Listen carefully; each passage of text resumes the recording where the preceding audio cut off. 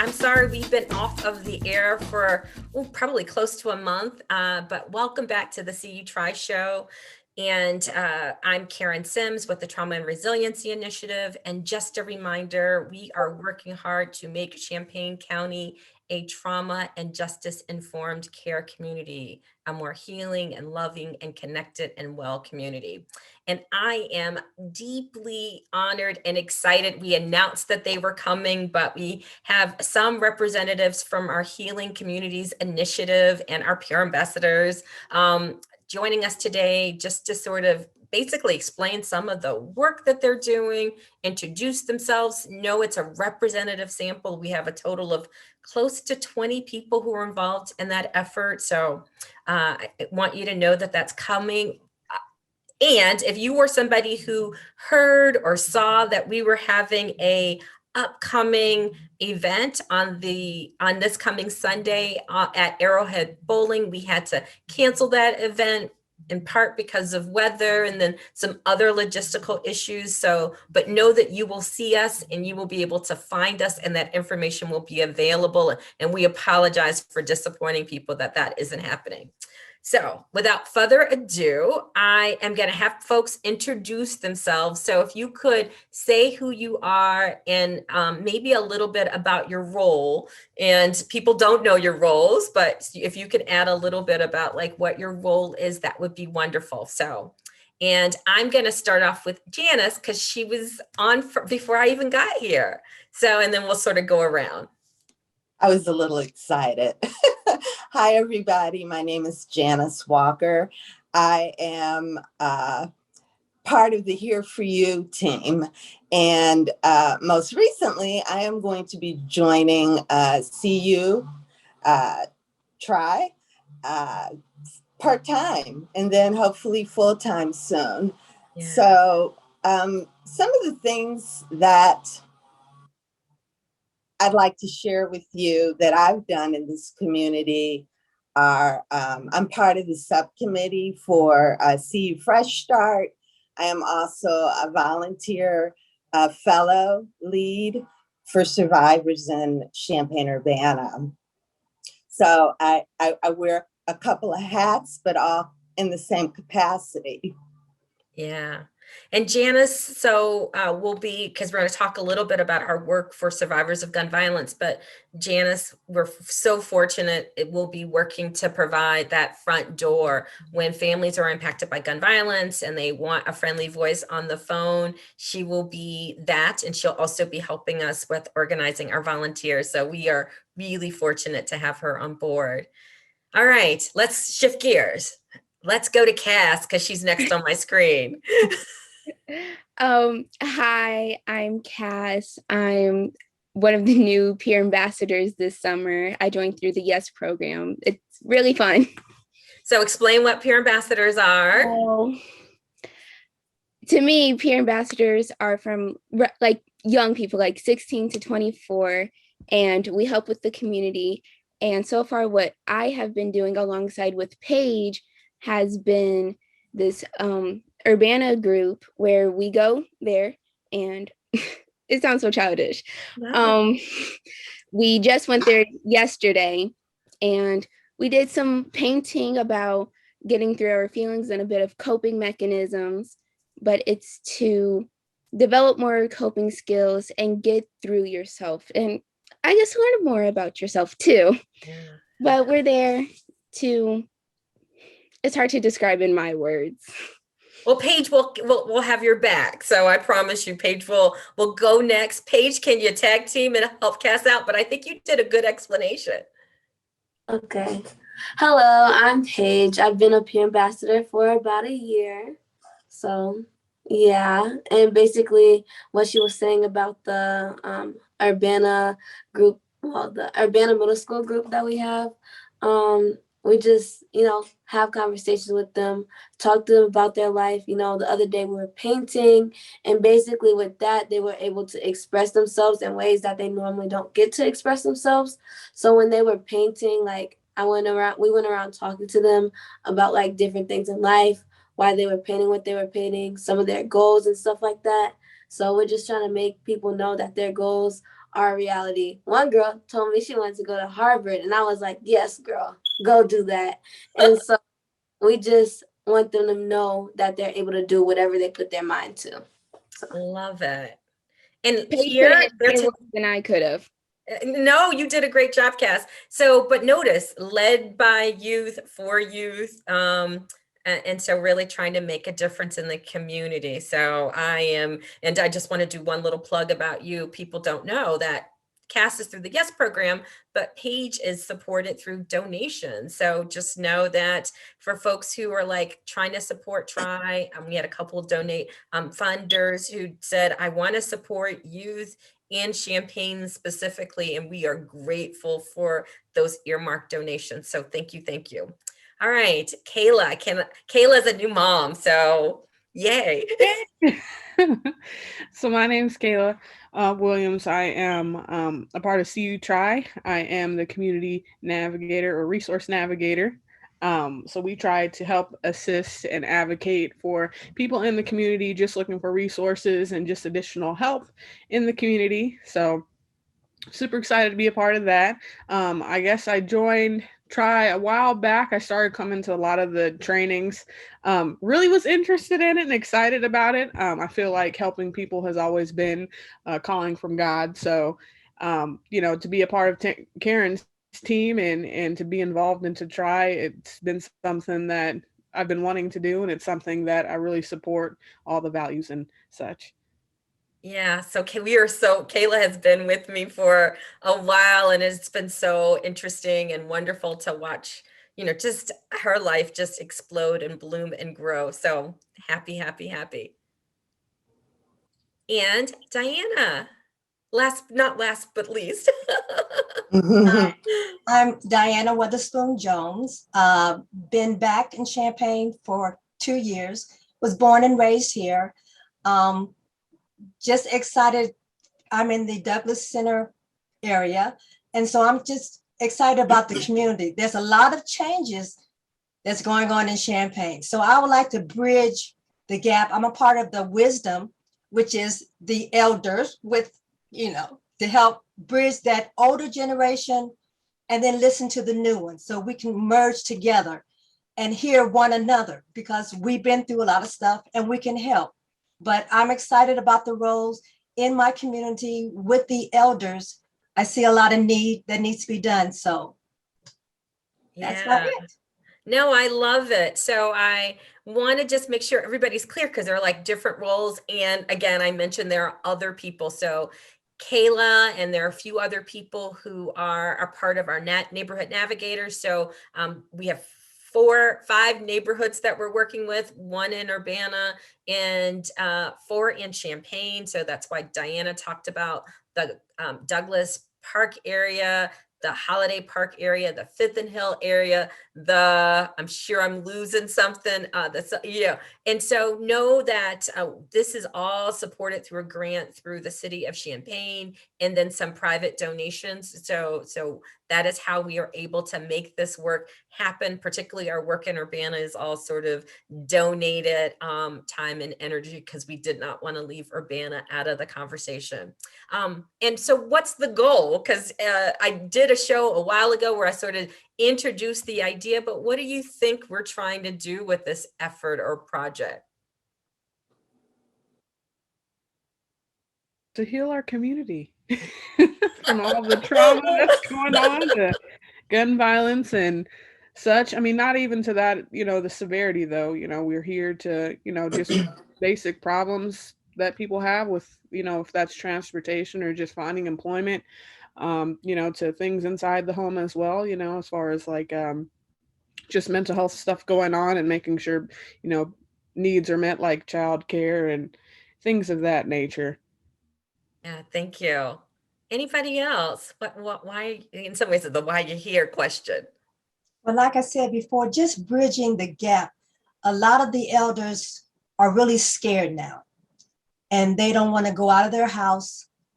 But it's not good to just be locked up in a room, to me, And so just to give the community that oneness, even with our churches, as together, because they need that to rest in peace to me with their mind, because stress Yeah. can cause a lot of, even to the elders, which has a lot of other problems of as far as health. So if we can alleviate some of those small little things to ensure that we're concerned about the older ones, also, with the young ones. Yeah.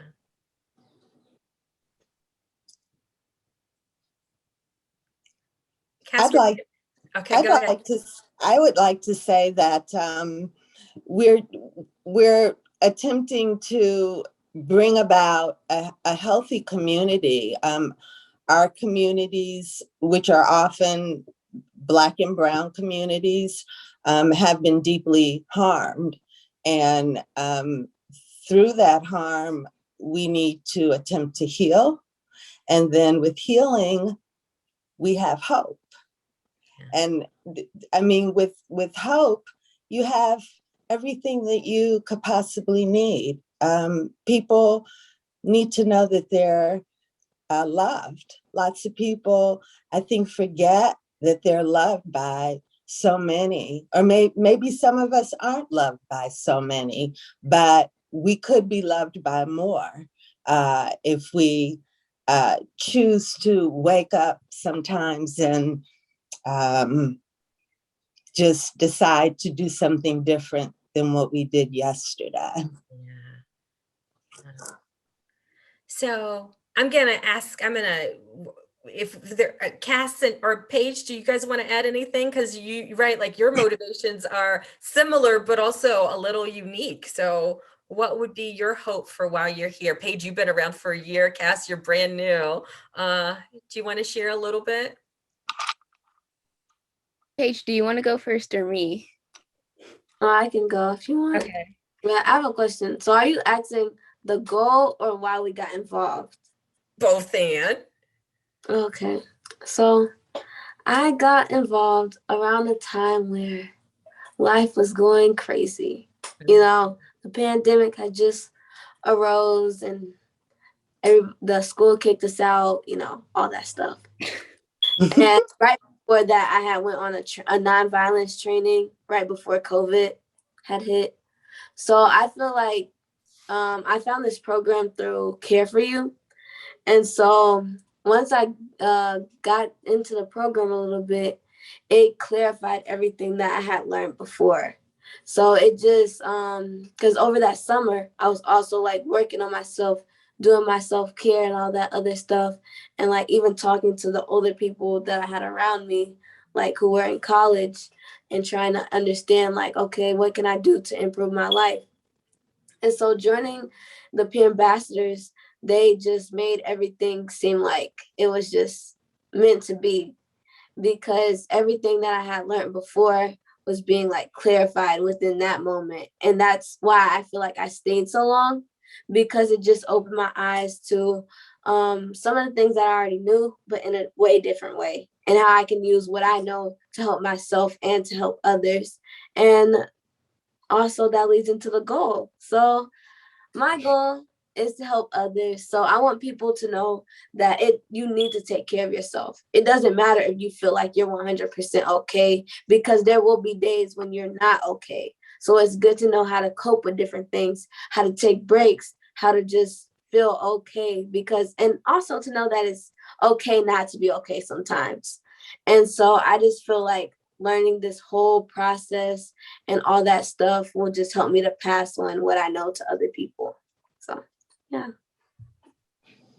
Well, me and Paige have the exact same goals. Yes. But I got involved, as I said earlier, through the YES program. And I was super interested in this because I've never heard of you guys. And so when the opportunity arose, I said, why not? And I figured this would be kind of a good stepping stone with what I want to do with my life, because I want to become a therapist. And what better way to get on that path than help other people in your own community, especially people that you want to work with at like the age range. So I'm thinking through everything I'm saying. You're good. the main reason why I got involved was obviously because I was put in through this program, but it was also because I don't want to just be some random person who isn't doing anything with her own community.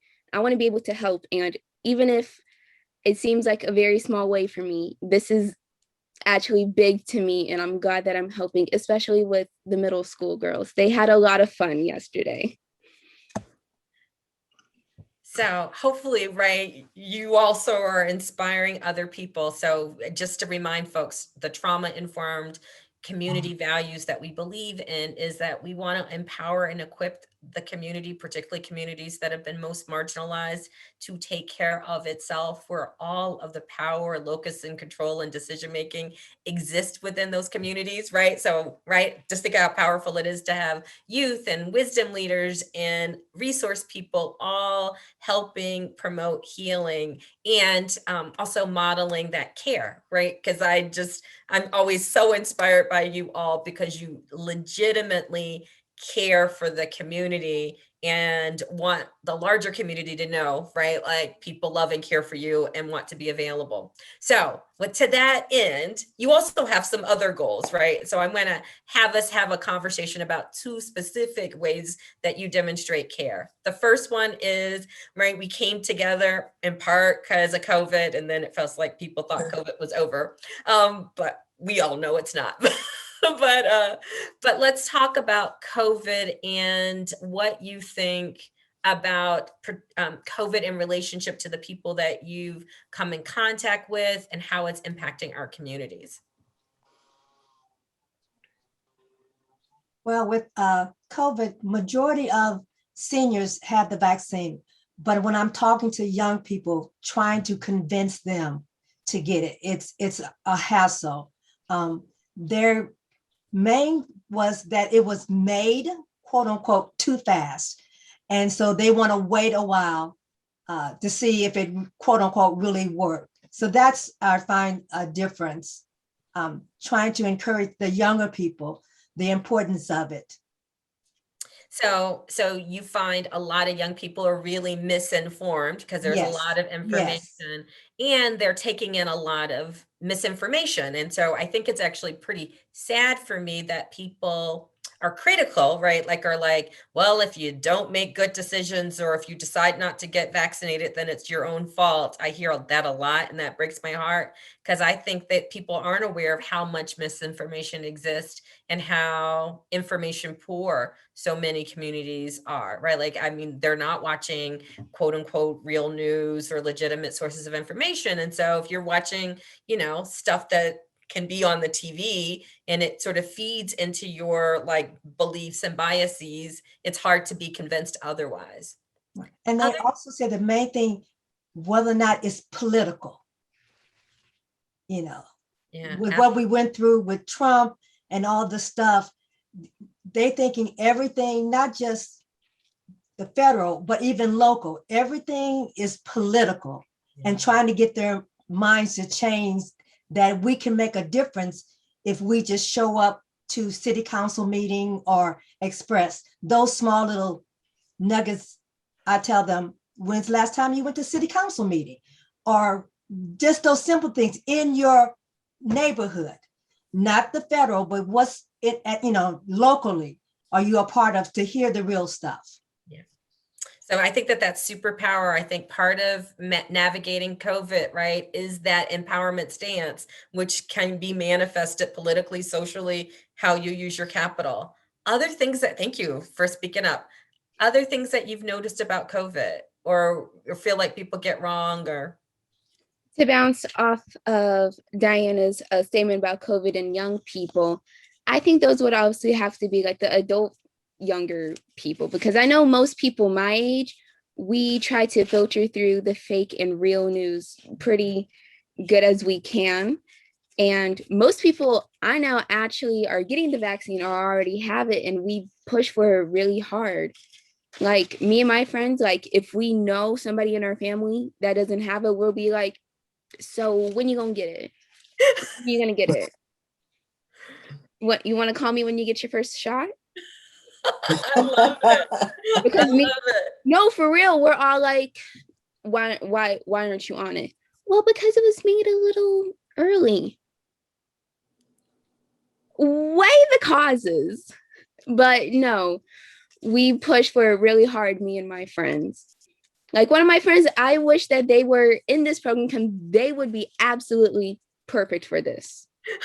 I should bring it up to them, honestly. So we can expand because you probably know this, and probably the audience knows this, with the Delta variant that is attacking more and more younger people, not having large groups of people unvaccinated, and locally, right, like African American folks between the ages of 16 and 45 are the least vaccinated in the county, and which makes us more vulnerable to disease, more vulnerable to infection, more vulnerable to illness. And so it's inspiring to hear that there are young people doing some peer influencing, and I want to figure out, and I know part of your role is to figure out how to do that better.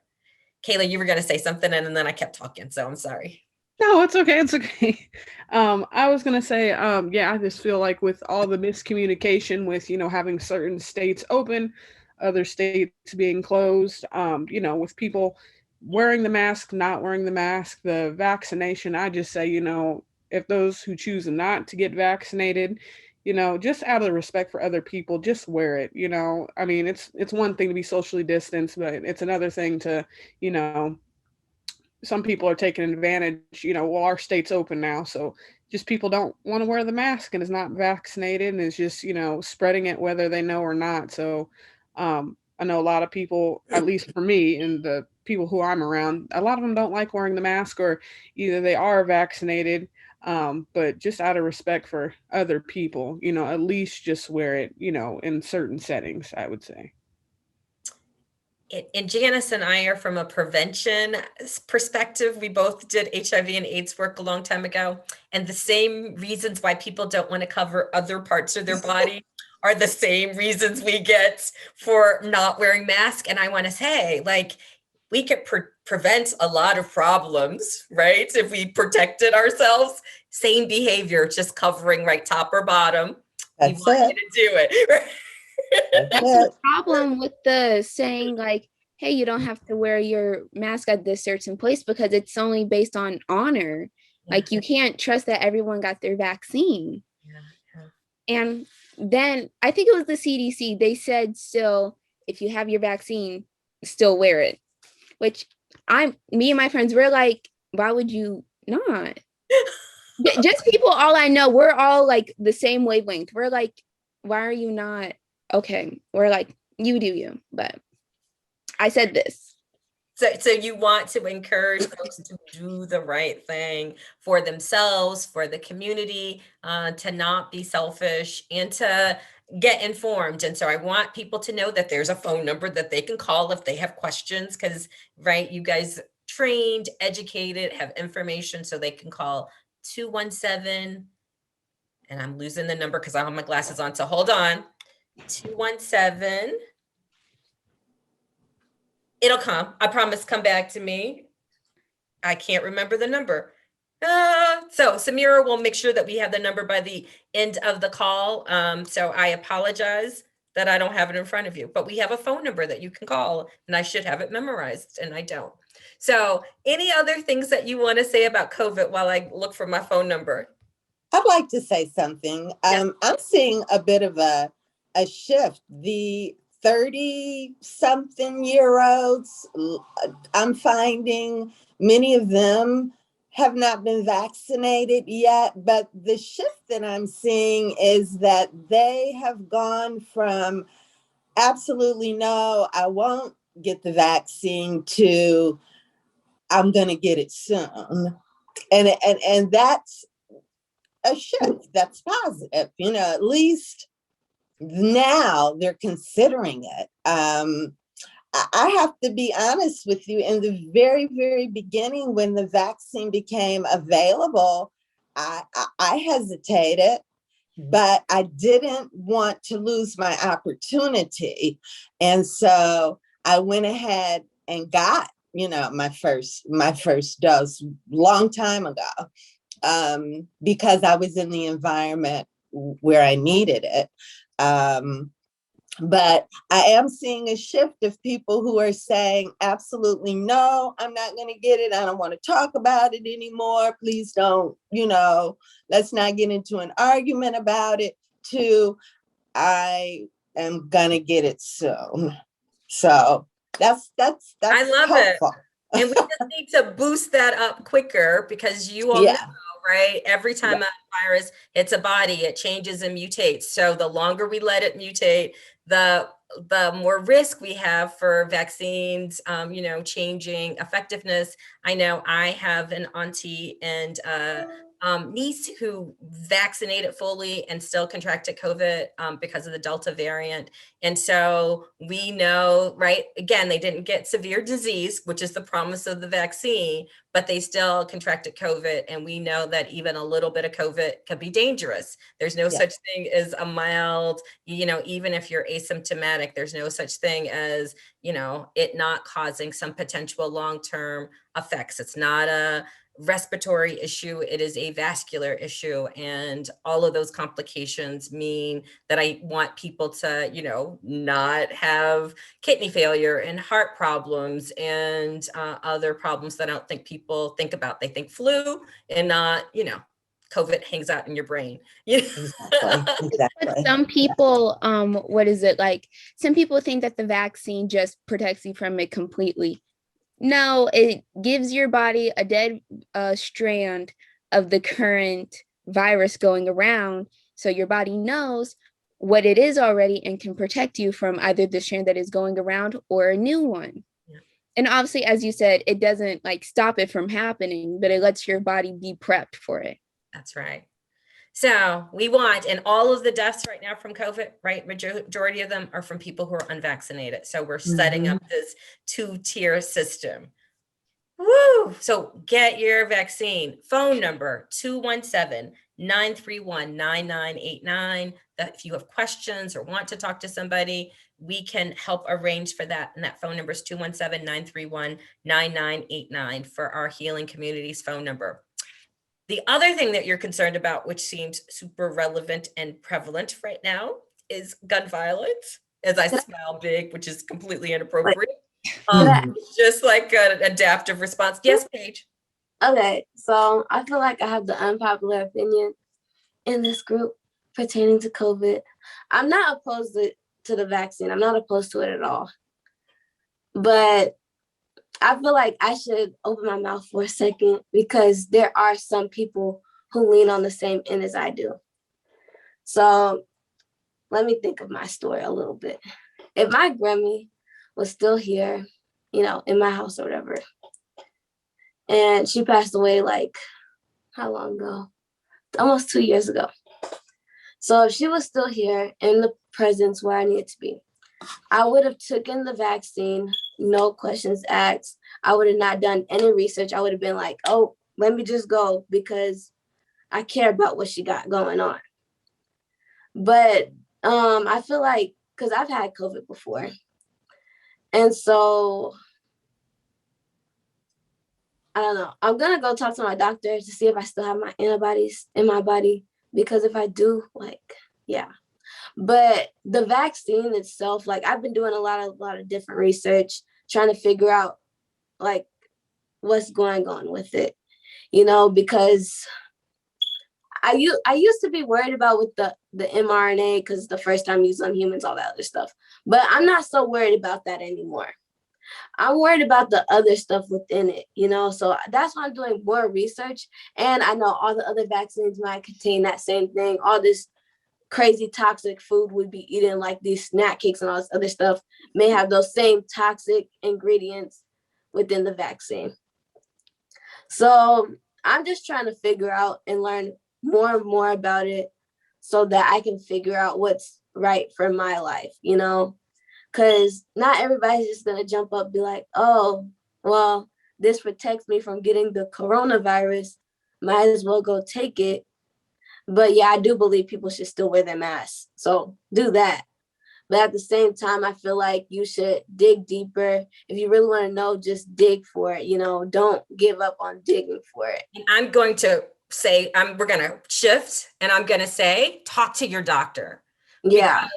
It's like suicide, like Googling suicide. There is so much information. And I think that if you are doing your own research, you're probably running into stuff that is not always accurate. And it's hard to like be science-based because all of the prevalent science is saying one thing, right? Like fact and opinion. And I want to make sure that people are getting science and not opinion.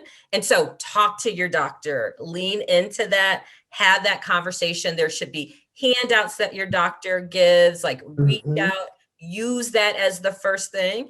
And then, you know, we should have a larger conversation about why people get vaccinated, right? And it is not about an individual approach. It is about like every time a virus hits a body, it mutates. And as long as it's changing, and like we think about polio or any disease, measles, or choose a disease, the more it spreads, the more likely it is to keep changing, so that what we have to treat it can't work. So like we have non-treatable forms of syphilis or other kinds of things. And what we don't want is to have viruses that, particularly ones that hit people who were vulnerable, that aren't treatable, right? So like you think about, I believe public health, and this is a Karen, should be aimed at the people who are most vulnerable, not at people who are, right, like most competent. And so if this is and maybe this is, Kayla talked about this a little bit, this is like my faith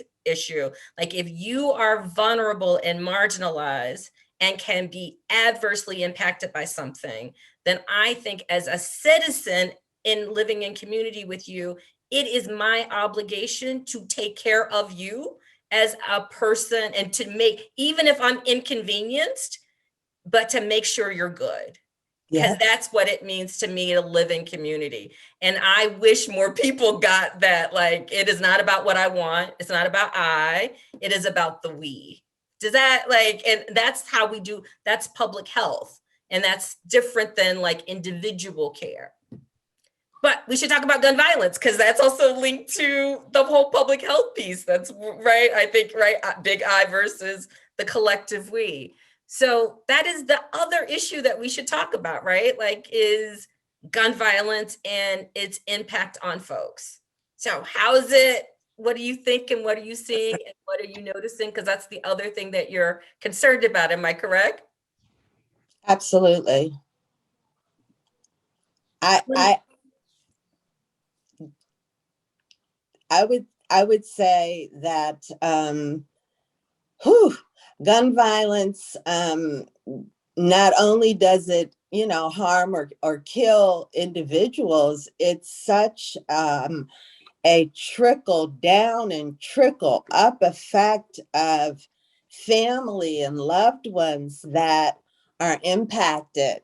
The trauma goes very, very deep, and lasting if individuals don't get the help that they need. So I think it's very important that people, when they are impacted by gun violence, that they get the honest help that they actually need, and not to be so proud or feel less than or incompetent or any of those things because you need help. Everybody needs help now and then. And when you experience something as tragic as gun violence, it lasts for years. And I don't know that it ever totally goes away, but you can get better. And I know that because I'm living proof of it.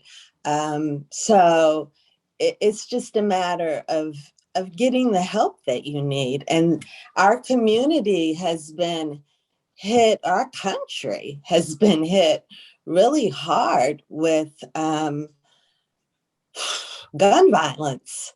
And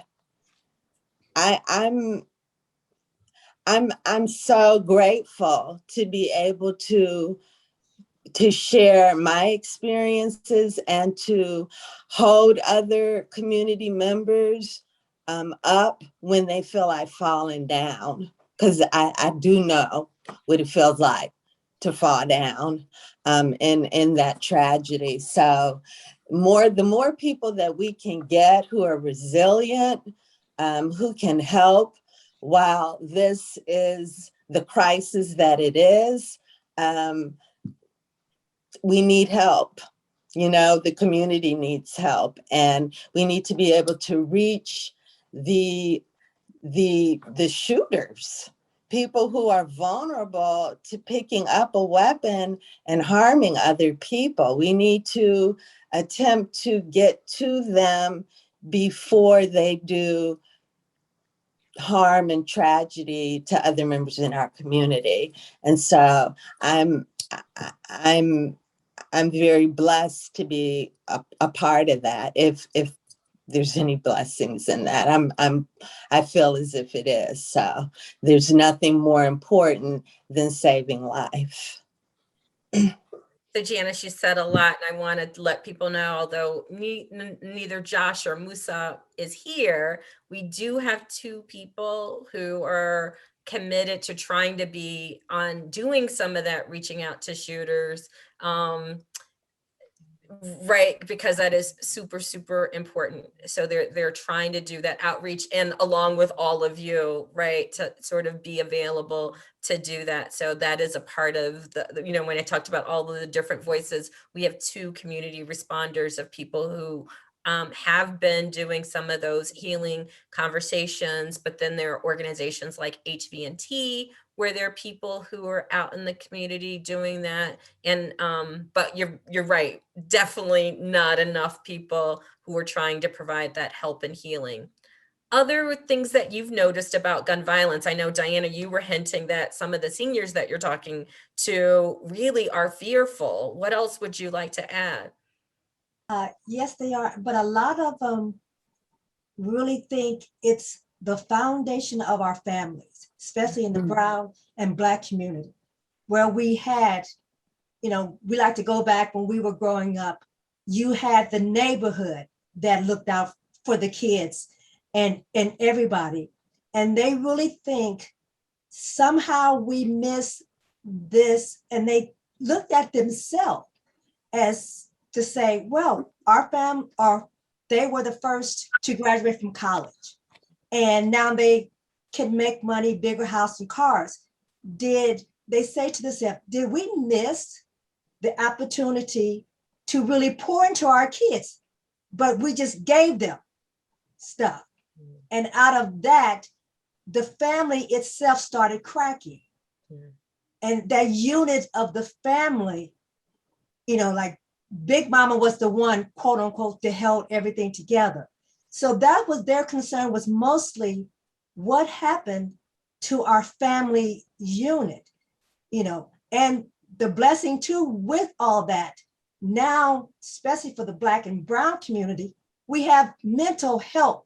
We're not afraid to say, I need to go talk to somebody. That's whatever issues, how I grew up, whatever happened to me, at least I can release it and talk to it so I can improve myself. So if I improve myself, then I send out more love because I feel good about myself, and I'm not holding back on what happened when I was 10 or 11.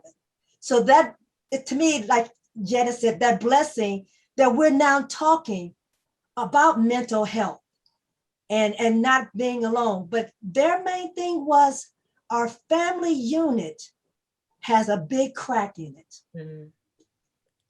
So, and I want to make sure I allow room for us to hear about some of the work that you've been working on. But there were two quotes that came out of the AIDS community. There used to be posters that were pretty common. One was the ruin of a nation begins in the home of its people, right? Like, and this isn't family blaming. It's just, as you said, like when you have vulnerabilities that are been happening both because of internal things and external things, like again having to work 2 or 3 jobs and not being available, or feeling oppression, or any of those things, right, ruins your home, makes it vulnerable. And then the other which I think you guys represent. It's spider webs unite, it can tie up a lion. And I love that one and live it and breathe it, right? Like together we can tackle every adversity. Other thoughts about community violence? Yeah, Kayla. Like you were saying about COVID, our community, this is all a collective. Everything that happens in our community and our environment and the places that we go and that sort, it's all about how we react and respond. And hurt people just hurt people. A lot of this gun violence is a result of a community that's been neglected, in my opinion. Just like Janice and Diana was saying, we have a lot of generational neglect as far as like lack of resources and support. And it's in the home, it's in the family, it's in, the opportunities for people. And, I just feel like, how we respond in giving love, like Janice was saying, we just need to give love to people and support them in that way. We recognize that there is an issue and a problem. And so, as long as we show love and offer that support and care, that's what we're doing here. We are, trying to heal our community in these ways by providing the resources and the advocates as well. And like you said, with having elders here, helping support and people going out into the community and working with these people, all that is a part of the collective. And if we can start by supporting that, hopefully we can eliminate, if not reduce, the gun violence that we do have here. So thanks for mentioning the generational trauma, right? That is sort of manifested. So, all right. So we talked to the more mature demographic. Now we'll hit, gosh, now you guys are all lined up on my screen like together. Now we're going to go to the youth part of the world. So because sometimes some of the gun violence that I've seen has really like impacted some of your classmates or friends of your classmates. What do you think in terms of youth awareness, particularly of gun violence? Paige? Or not, maybe you're like, I mean, siloed, right? Like, yeah. I feel like first, how are young people getting a hold of all these guns? Like, I feel like people need to do something because there's no reason for you to have a gun near your child, okay? So it's like, no. Or if you do have it near your child, make sure you do the right precautions. Take them out to the woods. Be like, you only use this when this. You only do this when this. Lock it up. Yeah, don't. Yeah. make sure it's away. Yeah, put it away so nobody can get a hold of it. Because it's like, it doesn't make no sense. It's like, and obviously, younger people's frontal lobe are not as developed. So it might be better for them to not have access to it at all, depending on who the person is. And like, it just doesn't make any sense. And even some grown people, I remember a while ago, somebody was out there, it was during a holiday, out there shooting up in the air, didn't even know how to work the gun. And it was a grown person. I was just like, oh Lord, help me, Jesus.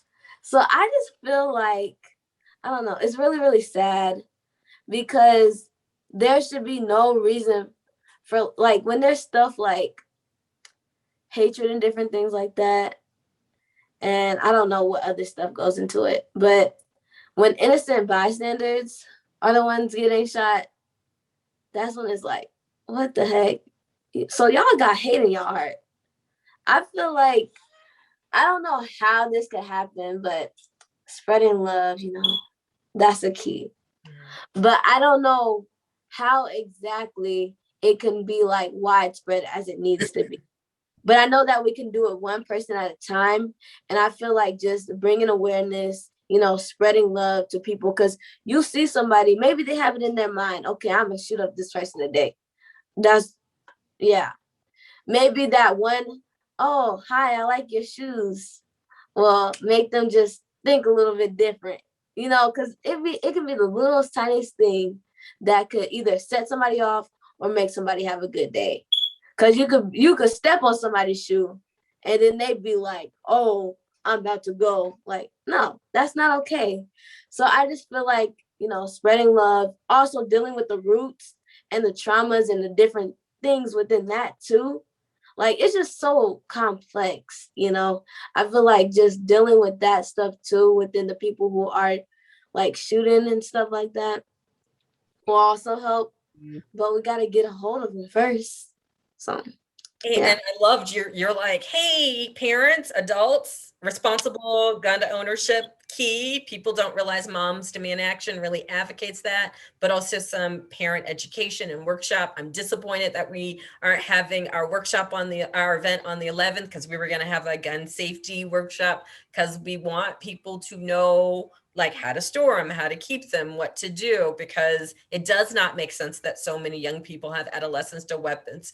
And parents, this is Karen, you have a right to go into your kid's room. So like if you own it and it is in your house, like you have a right to know what is in there. And that includes making sure there are no weapons in there, because that should not be allowable in your house, right? Like, and so I love that. I love, Paige, your reflection about the need for like love and connection and teaching folks like affect regulation skills, so that everybody's not popping off and just sort of going with impulse, and how do we interrupt that by reaching out more. And you talked about just the impact. Whew, right? Cass, do you have anything to add? No, because me and Paige are literally on the same wavelength. At this point, we're sharing the same mind. Saying everything that I would have loved to say. Yeah, it's some hard stuff, and I know it's impacting your peers, right? Like that it's hard. Like you guys are living in a world that probably escalates your feelings of unsafety, because there's so much craziness happening. Like, I know sometimes my mom will like hear about a shooting and she's like, no, I'm sorry, you and your friend are not going to hang out today. And I'm like, that's valid. That is valid. And so you've had so much that's interrupted your sense of normalcy, right? And when the 4th of July was happening, I sometimes question, I'm like, is that a gunshot or is that a little firework? And I went, at this point, I can't tell the difference. Yeah, and then it's really terrible when it's like near you. Like, so over Bicentennial, when that one shooting had happened, my mom was driving from work, and somebody was dead on the street. Like, what the heck? This is not that. Y'all need to. Yeah. So, and I'm sure, right, we didn't even have a chance to talk about this. We're all women identified folk here, but I know you brothers and uncles and cousins, for male bodied folks, this is even more stressful, because we worry about them and their vulnerability in so many ways in this moment. So we've talked about COVID. We've talked about gun violence. You guys, tell me what your vision, particularly around gun violence, what are you hoping, what small steps that you think you all can do that you want the audience to know about around gun violence, and what's the hope? What are some of the things that you've been working on and thinking about? Well, of course, we want it to end, but I feel like if you're around like small kids, especially since it's mainly young boys, unfortunately, if you have younger males in your life, that you should try, and I'm not going to say raise them right, because not everyone is raised right, but raise them so they're not thinking that guns are the only way to handle a bad situation. Like my little brother, he has toy guns, and I absolutely hate that his dad buys it for him. I'm like, no, he shouldn't be allowed to have this. I don't care if it's a Nerf gun. He's going to think, oh, it's fine, it's okay. And so me and my mom, we're like, no, if you're going to use that gun, you're going to shoot at your little toys, and you're not going to point it at any of us. And you're going to know that pointing it at someone is incorrect. And we're raising him to know guns are not good, and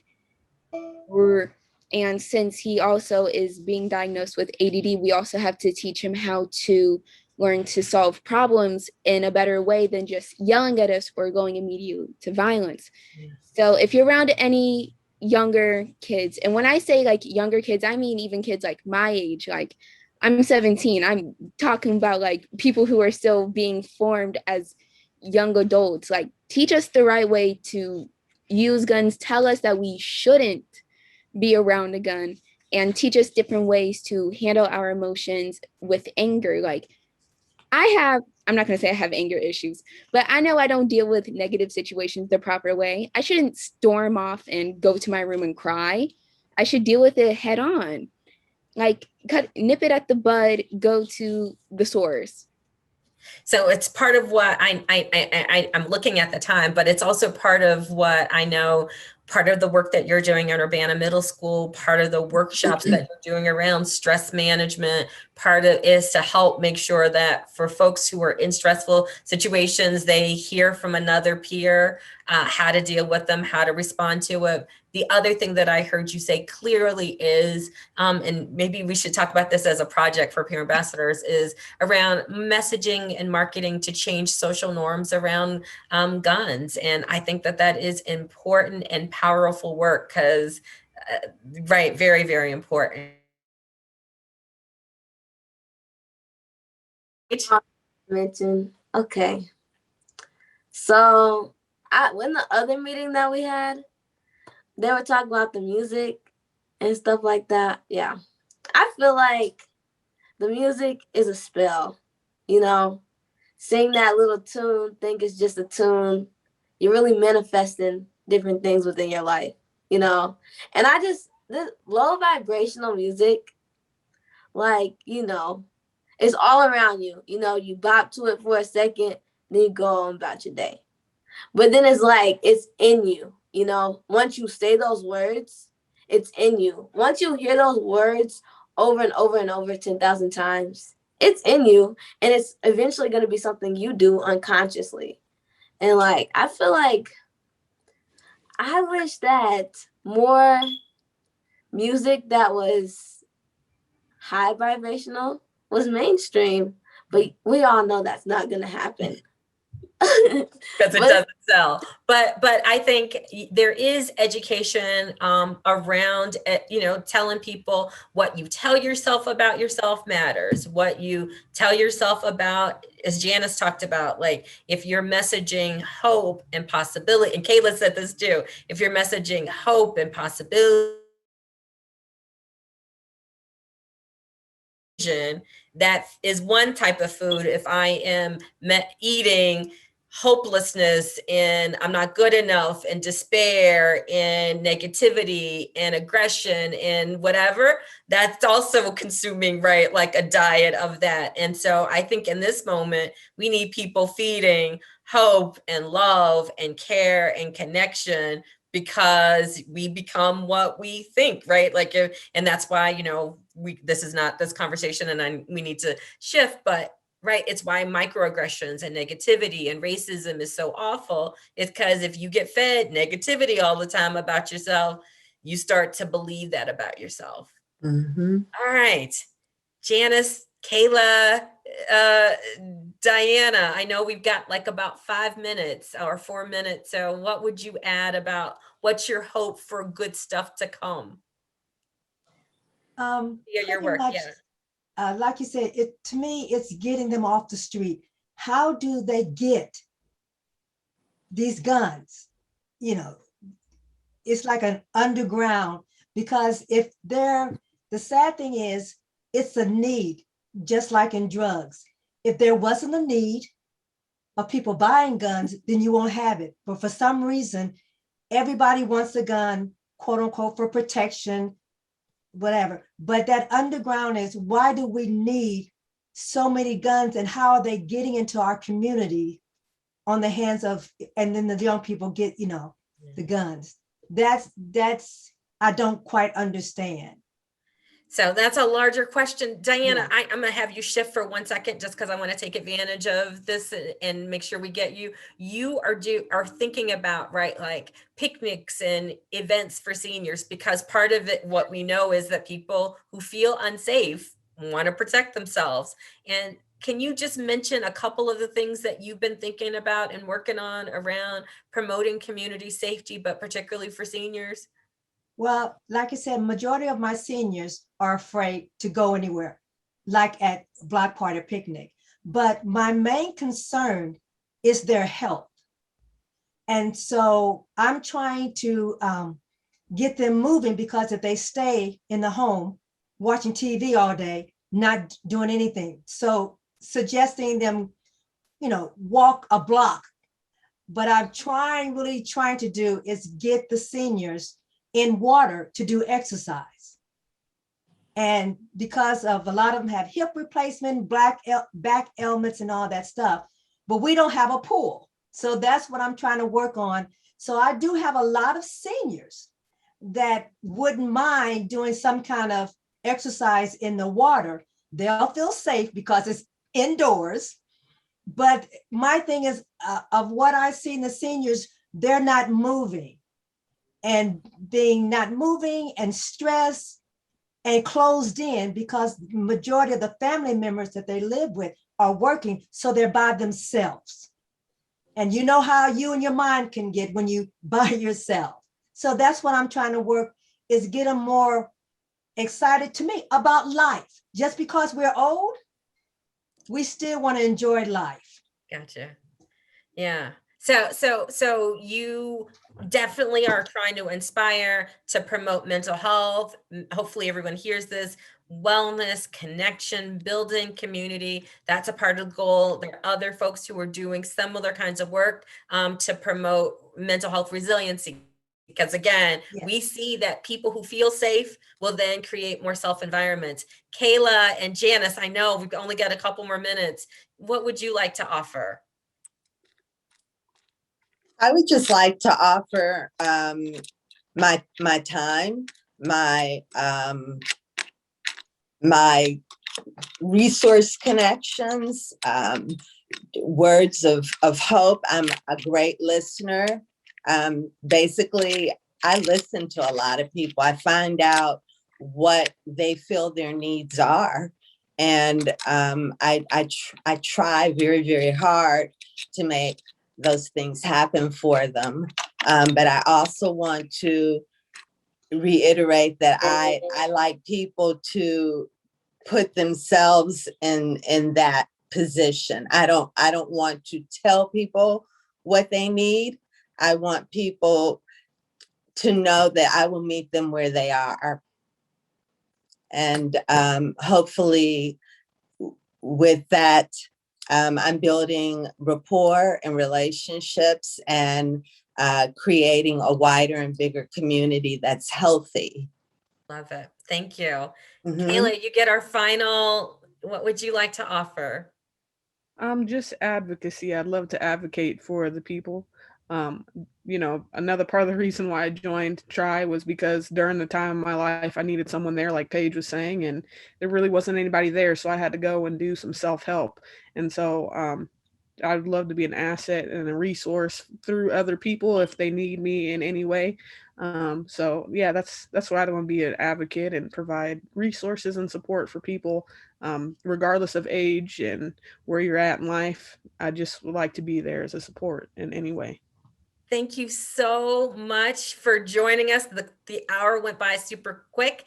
So know that this is a representative of a larger group of people who are committed to both educating you about helping you navigate or clear up or find resources about COVID, or if you've been impacted by gun violence or stress or adversity, and you need somebody to sort of help you find resources, connection, navigate those, or just a listening ear, this network wants to help. And so you can email us at curesponds@gmail.com or call them at 217-931-9989. And we want to be here for you to help and support you, to help promote a healing community. So, it has been such a pleasure having this hour, and hopefully you're inspired to reach out to a neighbor or friend, because you are the ones we've been waiting for. And thank you so much for joining us on today's show. Thank you. Thank you.